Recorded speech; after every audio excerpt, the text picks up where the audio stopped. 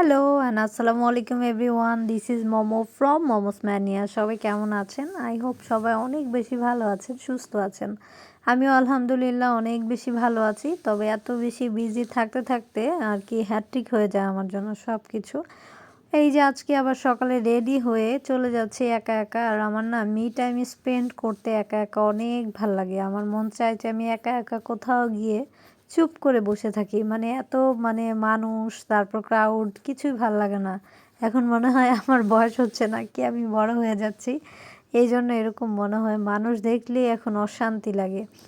যাই হোক, আমি হচ্ছে ইভিএলে যাচ্ছিলাম। আজকে রাস্তায় ভয়ঙ্কর জ্যাম ছিল, এত বেশি জ্যাম ছিল। তারপর চিন্তা করছিলাম যে যেতে যেতে কত সময় লাগে কে জানে। পরে হচ্ছে ইভিএলে চলে আসলাম 12টার দিকে দুপুরে। এরপর এইখানে এসে এত ভিড়, উফ! আর এত প্রশ্ন। আমি যদি ব্যাংকে জব করতাম আমি মনে হয় জীবনও পারতাম না, কারণ অত ধৈর্য শক্তি আমার কোনো কিছুই নাই। আমি অনেকটা সময় ধরে বসেছিলাম। দেন হচ্ছে আমার ওই যে কার্ড কালেক্ট করতে গিয়েছিলাম, তো সেটাও চলে এসেছে, সেটাও নিলাম। নেওয়ার পরে আরেকটা হচ্ছে চেক দরকার ছিল, ওইটাও হচ্ছে আসছে। ওইটা নিয়ে দেন বের হতেই দেখেন ওই যে ভ্যান মামাদের, এই ভ্যান মামা দেখলেই আমার মাথা নষ্ট হয়ে যায় যে কতক্ষণে তাদের কাছ থেকে আমি টি শার্টগুলো নিব। আর সব কিন্তু এক্সপোর্টেরই থাকে, আপনি যদি বেছে বেছে নিতে চান তাহলে কিন্তু নিতে পারেন, ভালোভাবে দেখতে হবে। তো আমি দুইটা নিয়ে নিয়েছি, আমি যখন ভিডিওস করব তখন দেখতে পারবেন। দেন চলে গিয়েছিলাম, এটা কোথায় গিয়েছিলাম, জেন্টলম্যানে মনে হয় না কি, আমার মনে নেই। তারপরে আমি একটা গিফটের জন্য শার্ট কিনবো, ছেলে মানুষের কোনো কিছু হচ্ছে আমি পাইনি। তারপরে হলো ওইটার থেকে বের হয়ে আর একটা হচ্ছে শোরুম ছিল, সেটাতে পছন্দ হয়ে গিয়েছে, ওইখান থেকে নিয়ে নিয়েছি।